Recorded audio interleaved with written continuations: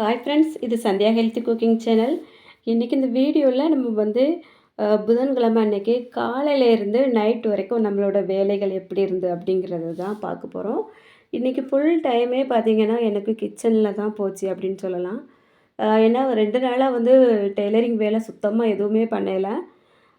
கிச்சன்லேயே கொஞ்சம் வேலைகள் தான் பார்த்துட்டே இருக்கேன். கொஞ்சம் ரெஸ்ட்டு தான் எடுத்துகிட்டு இருக்கேன். ஏன்னா கொஞ்சம் உடம்புக்கும் முடியல. சளி பிடிச்சிருக்கு. அந்த சளி பிடிச்சாலே தெரியும் இல்லையா? தலைவலி, ஜலதோஷம், தும்மல் அந்த மாதிரி எல்லா பிரச்சனையும் சேர்ந்து வந்துடும். அதனால கொஞ்சம் டல்லாக தான் போயிட்டுருக்கு. இப்போ காலையிலே பார்த்தீங்கன்னா, நான் ஒரு 6:30க்கு மேலே கிச்சனில் காய்கறி எல்லாமே கட் பண்ணிகிட்ருக்கேன். இது இன்றைக்கி சாம்பார் வச்சுட்டு பாவக்காய் இருக்குது. பாவக்காய் கொஞ்சம் வதக்கிக்கிடலாம் அப்படின்ட்டு சாம்பாருக்கு காய்கறிகள் எல்லாமே கட் பண்ணியிருக்கேன். இன்றைக்கி சிறுபைத்தம்பருப்பு இருந்து அது கூட தான் போட்டு சாம்பார் வச்சு விட போகிறேன். குக்கரில் எல்லாமே ஒன்றா சேர்த்துட்டேன். பருப்பு, சாம்பாருக்கு பொடலங்காய், வெள்ளரிக்காய், அதுக்கப்புறமா முருங்கைக்காய், உருளைக்கிழங்கு, கேரட்டு இது எல்லாமே சேர்த்து ஒன்றாவே போட்டுட்டேன். போட்டு கொஞ்சம் மஞ்சள் தூளும் உப்புமே சேர்த்து போட்டு வச்சுருவேன். அது நல்லா உப்பு எல்லாமே அந்த காயில் பிடிச்சி பருப்பெல்லாம் வெந்து வந்துடும். அதுக்கப்புறமா நம்ம புளி எல்லாம் கரைச்சி ஊற்றி மசாலா போட்டு கொதிக்க வச்சு தாளித்தா போதும், சாம்பார் ரெடி ஆயிரும். இப்போ ஒரு பக்கத்தில் பார்த்திங்கன்னா சாப்பாடுமே ரெடி ஆகிட்டு, இனி அந்த பாவக்காய் இருக்கு இல்லையா, அதை கட் பண்ணி எடுத்துக்கிட்டேன் அப்படின்னா அதை வதக்கிக்கிடலாம் அப்படின்ட்டு 2 பாவக்காய் இருந்தது, அதை கட் பண்ணிக்கிட போகிறேன். சாம்பாருக்கு அப்படிங்கும்போது கொஞ்சம் பாவக்காய் வச்சு மதியத்துக்கு கொடுத்து விட்டாலும் எப்படியாவது சாப்பிட்ருவாங்க. அதுவும் இந்த மாதிரி வதக்கி வைக்கும்போது கொஞ்சம் நல்லா சாப்பிடுவாங்க வீட்டில். வேறு ஏதாவது வச்சாலும் கூட கொஞ்சம் கசக்கும் அப்படிங்கிற மாதிரி பிள்ளைங்க விரும்ப மாட்டாங்க. இப்போ இந்த 2 பாவக்காயும் சின்ன சின்னதாக கட் பண்ணி எடுத்துட்டு, இந்த சாப்பாடு வெந்துட்டு அதை வடித்து வச்சுட்டு நம்ம இந்த குக்கரை அடுத்த பக்கத்தில் எடுத்து மாற்றிடலாம். நமக்கு முதல்ல இருக்கக்கூடிய அடுப்பு தான் எப்போவுமே இந்த வதக்கிறதுக்கெல்லாம் கொஞ்சம் ஈஸியாக இருக்கும். அதனால் நான் அந்த பக்கத்திலே தான் பாவக்காயை வதக்கிக்கிட போகிறேன். இப்போது டைமையும் நான் பார்த்தேன். மணி பார்த்திங்கன்னா ஒரு 7:30 ஆகிட்டு. இன்றைக்கி ரொம்ப ஸ்லோவாக தான் போயிட்டுருக்கு. டைம் எப்படி போகுதுன்னே தெரியலை. நமக்கு இந்த மாதிரி உடம்புக்கு முடியாமல் இருக்க நேரங்களில் பார்த்திங்கன்னா டைம் கடகடன்னு ஓடிட்டே இருக்கும். அதுக்கு காரணம் என்னென்னா, டைம் ஓடாது. நம்ம வேலையை சுறுசுறுப்பாக செய்யாமல் சோம்பேறியாக செஞ்சிட்ருப்போம். அதுதான் காரணம். இப்போ சாம்பாருக்கு புளி, மசாலா எல்லாமே கரைச்சி ஊற்றி கொதிக்க வச்சுட்டேன். தாளித்து இறக்கிக்கிடும். இதில் ஊற்றி நம்ம இறக்கி வச்சிடலாம். பாவக்காயும் வதக்கிட்டேன். இப்போ சாப்பாடும் வடித்து எடுத்து வச்சாச்சு. இன்றைக்கி காலையிலைக்கும் சாப்பாடு தான், மதியத்துக்கும் சாப்பாடு தான். நைட்டு டிஃபன் எதாவது பண்ணிக்கலாம் அப்படின்ட்டு நான் இன்றைக்கி இதை ரெடி பண்ணிட்டேன். ஏன்னா காலையிலையும் மதியத்துக்கும் சாப்பாடு சாப்பிட்டா கொஞ்சம் நல்லா தான் இருக்கும். அதிகமாக எங்கள் வீட்டில் அந்த மாதிரி தான் இருக்கும். சரி, இப்போது காலையில சாப்பிட்றதுக்கு பிள்ளைங்களுக்கு ஒரு ஆம்லேட் போட்டு கொடுத்துக்கிடலாம் அப்படின்ட்டு முட்டை, வெங்காயம் எல்லாமே போட்டு கலக்கி வச்சுருக்கேன். இப்போ தோசை தட்டி வச்சுட்டு ஆளுக்கு ஒரு ஆம்லேட் போட்டு காலையில சாப்பிடக்கு கொடுத்துக்கிட போகிறேன். மதியத்துக்கு இந்த பாவக்காய் கொடுத்து விட்டா எப்படியாவது சாப்பிட்ருவாங்க. ஏன்னா ஆளோட இருந்து சாப்பிடும்போது கண்டிப்பாக அதை சாப்பிட்ருவாங்க, வேஸ்ட் பண்ண மாட்டாங்க அப்படின்ட்டு மதியத்துக்கு கொடுத்து விட்ருக்கேன். பார்த்திங்கன்னா வேலை ரொம்ப பரபரப்பாக ஓடிக்கிட்டே இருக்கும். லேட்டாக கிச்சனுக்கு வந்தாலே நமக்கு நிற்கிறதுக்கே டைம் இருக்காது. இப்போ பார்த்தீங்கன்னா பிள்ளை 8:15க்கு தான் ஸ்கூலுக்கு போவா இல்லையா? பையனும் இப்போ ஒரு 8 மணிக்கு தான் போயிட்டுருக்கான்.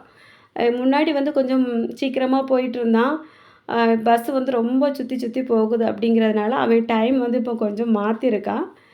பக்கத்து ஊர் வரைக்கும் பைக்கில் போயிட்டு அங்கேருந்து பஸ்ஸில் போகிற மாதிரி பார்த்துருக்கான்.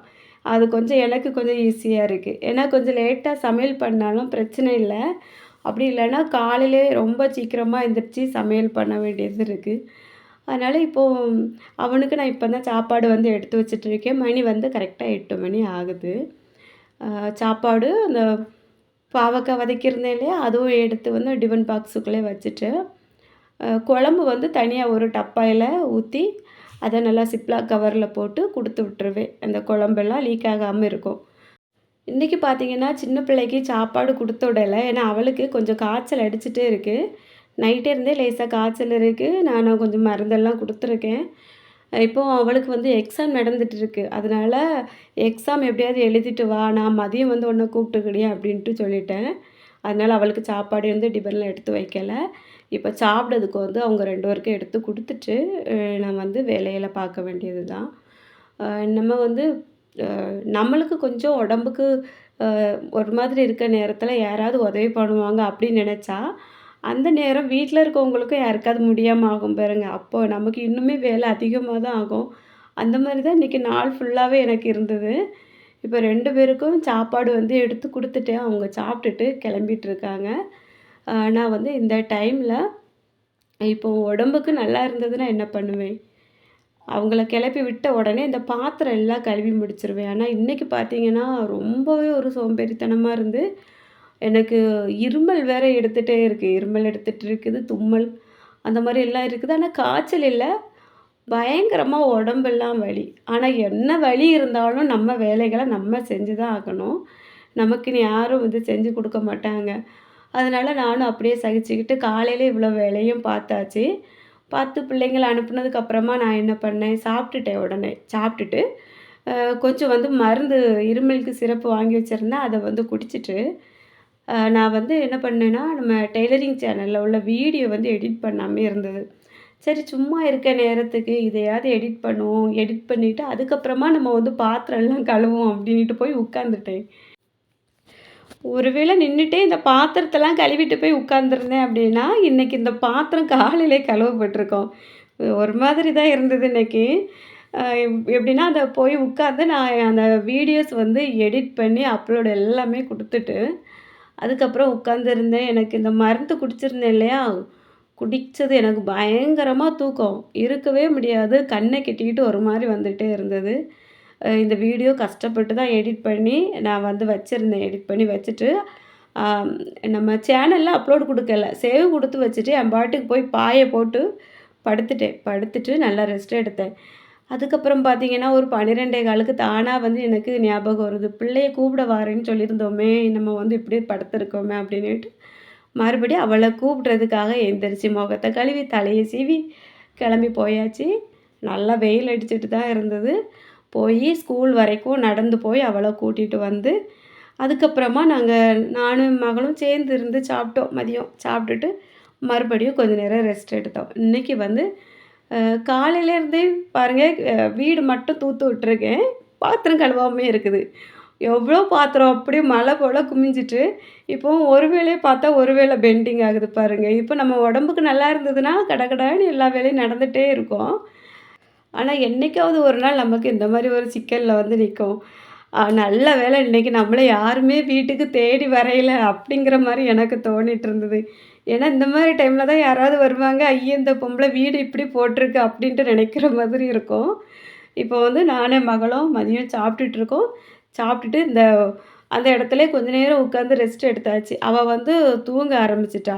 நான் என்ன பண்ணேன், கொஞ்ச நேரம் படுத்துட்டு, அதுக்கப்புறமா ஒரு 4 மணிக்கு அப்புறம் எந்திரிச்சு, கிச்சனுக்கு வந்தா எனக்கு பார்க்குறதுக்கு சகிக்கவே செய்யாது. ச்சே! நம்ம கிச்சன் இப்படி கிடக்கே அப்படின்னிட்டு எந்திரிச்சு மறுபடியும் அதுக்கப்புறம் வேலையெல்லாம் பார்க்க ஆரம்பிச்சேன். இந்த பாத்திரத்த எப்படிடா கழுவி ஒதுக்குறது அப்படிங்கிற மாரியே எனக்கு இருந்தது. இத அப்படியே போட்டுட்டு போயிரலாம், முடியாது அப்படிங்கிற மாரி தோணிட்டு இருந்து. ஏன்னா நம்ம அந்த உடம்புக்கு முடியாத நேரத்தில சின்ன வேலை நமக்கு ரொம்ப பெருசா தெரியும் பாருங்க. அந்த டைம்ல யாராவது நமக்கு உதவி பண்ணி தந்தா நல்லாயிருக்கும் அப்படின்ட்டு தோணும். ஆனா வந்து உதவி பண்ணக்கூடியவங்களுக்கும் முடியல அப்படின்னா என்ன பண்றது? நம்ம வெளியில இருந்து ஆள் கூட்டிட்டு வர முடியும். அதனால ஒண்ணும் பண்ண முடியாது.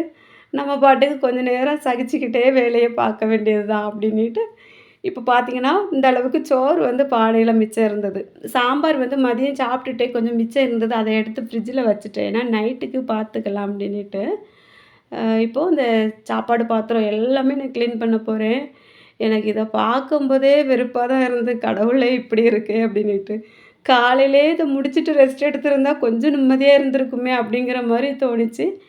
இருந்தாலும் பரவால்ல. கொஞ்சம் கொஞ்சமா செஞ்சு தான் ஒதிக்கிறோம் அப்படின்னிட்டு, இவ்வளோ பாத்திரத்தையும் கழுவி இந்த கிச்சன் எல்லாம் ஒதுக்கி எடுக்கிறதுக்குள்ளயே எனக்கு வந்து ஒரு 1 மணி நேரம் பக்கம் ஆகியிருக்கும். ஏன்னா ரொம்ப ஸ்லோவா தான் இன்னைக்கு வேலை வந்து செஞ்சுட்டே இருந்தேன். கொஞ்சம் ஒண்ணொண்ணா 2, 2ஆ கழுவி கழுவி மேல எடுத்து எடுத்து வச்சுட்டு, அப்படி நின்னு நின்னு வேலைய பார்த்துட்டு இருந்தேன். ரொம்பவே கஷ்டமா இருந்து, அதுக்கப்புறம் என்ன பண்றது?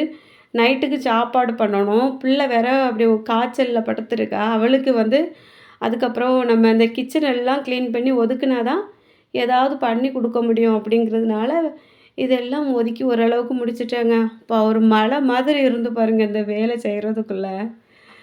உண்மையிலே எனக்கு செய்யவே பிடிக்கல. இந்த டைம்ல தான் எங்க அம்மா எப்பவுமே சொல்றது ஞாபகம் வரும். என்ன நடந்தாலும் நம்ம வேலைய நம்ம தான் செய்யணும். நம்ம வேலைய அடுத்தவங்க வந்து செஞ்சு குடுக்க மாட்டாங்க. அந்தந்த டைம்ல செய்யல அப்படின்னா, வேலை இன்னுமே அதிகமாகும். அதுக்கப்புறமா மொத்தமா கஷ்டப்படணும். அதனால எப்பவும் நம்ம வேலைய செஞ்சிரணும் அப்படின்ட்டு சொல்லுவாங்க. அது எந்த அளவுக்கு உண்மை அப்படிங்கிறது இப்படி டைம்ல தான் தெரியும். இப்போ பார்த்தீங்கன்னா, பாத்திரம் எல்லாமே கழுவி அங்கங்க எடுத்து வச்சுட்டேன். இனி வந்து கேஸ் அடுப்பு அழுக்கா இருக்கு. இவ்வளோ வேலையும் செஞ்சுட்டு, இந்த அடுப்பையும் கிளீன் பண்ணல அப்படின்னா, நம்மளுக்கு திருப்தியாவே இருக்காது.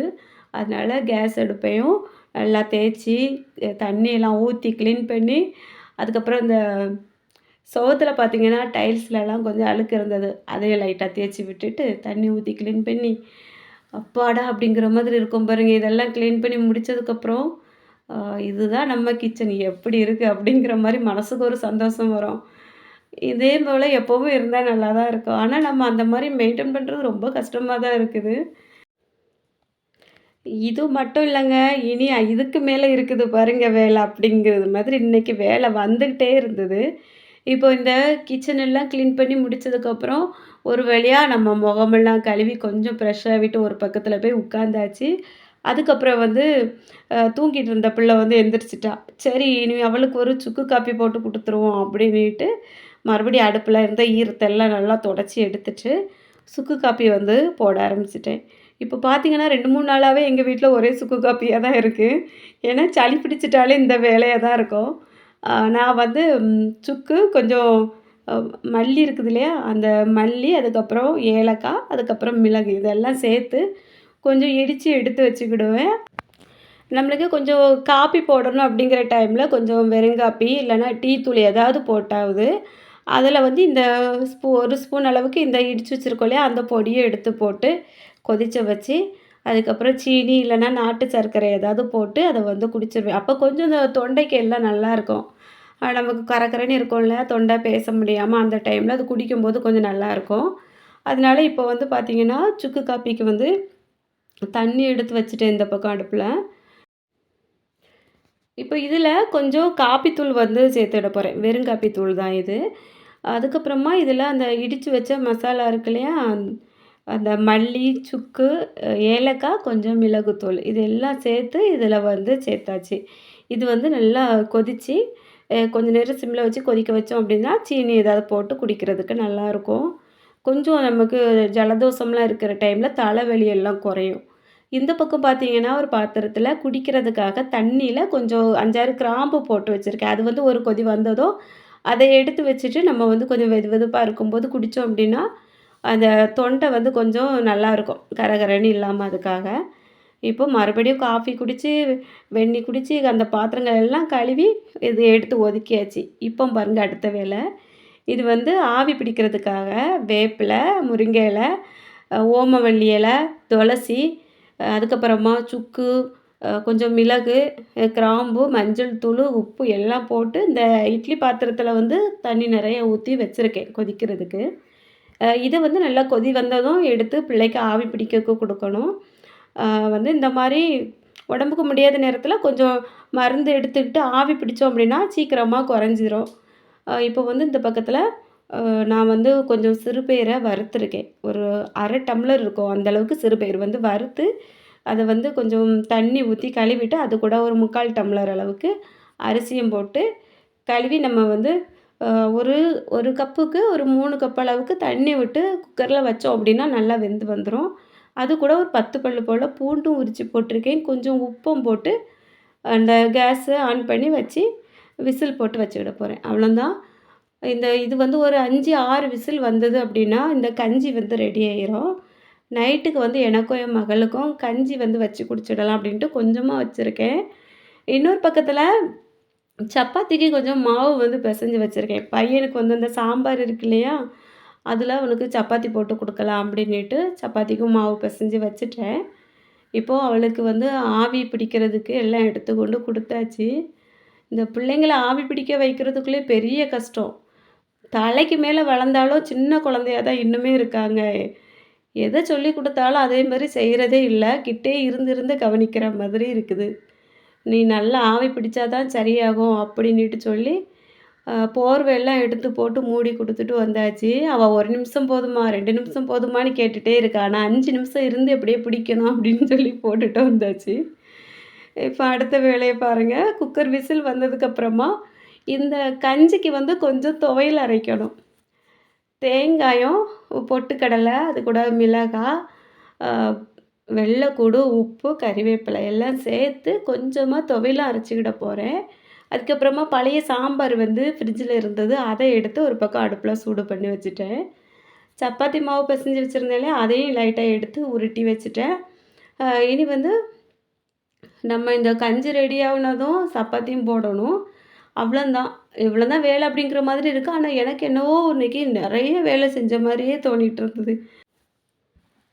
இப்போ துவையல் அரைச்சு எடுத்து வச்சாச்சு. துவையல் பார்த்தீங்கன்னா, சூப்பரா இருந்தது. எடுத்து வாயில போட்டு அதையும் டேஸ்ட்டு பார்த்துட்டு, கஞ்சி வந்து நல்லா வெந்து வந்துட்டு, அத எடுத்து ஒரு பக்கம் வச்சாச்சு. இப்போ தோசை சட்டி வச்சாச்சு. இனி தோசை சட்டி சூடாவாக நம்ம வந்து சப்பாத்தி வந்து உருட்டி போட்டு எடுக்க வேண்டியது தான். வேலை முடிஞ்சிரும். அப்பாடா! அப்படின்ட்டு போய் உட்காரலான்னு பார்த்தா, அந்த நேரம் ஏதாவது ஒரு வேலை வந்துட்டுருக்கும். ஆனா, இன்னைக்கு வந்து நமக்கு சுத்தமா டெய்லரிங் வேலை இல்ல. ஏன்னா 2, 3 நாள் கொஞ்சம் பிஸியான வேலை இருந்தது. உடம்புக்கு முடியாம இருந்தப்புறமே நான் உட்காந்து செஞ்சு குடுத்துட்டேன். அதனால இப்போ 2 நாளா யாருமே தேடல. இன்னும் துணிகள் வந்து கிடக்கு. நான் வந்து இந்த வேலைகள் எல்லாம் முடிச்சுட்டு இருக்கும்போதே ஃபோன் பண்ணி, "அக்கா எனக்கு 2 நாளையில துணி வேணும்" அப்படின்ட்டு கேட்க ஆரம்பிச்சுட்டாங்க. இன்னைக்கு நம்மளால கண்டிப்பா முடியாது.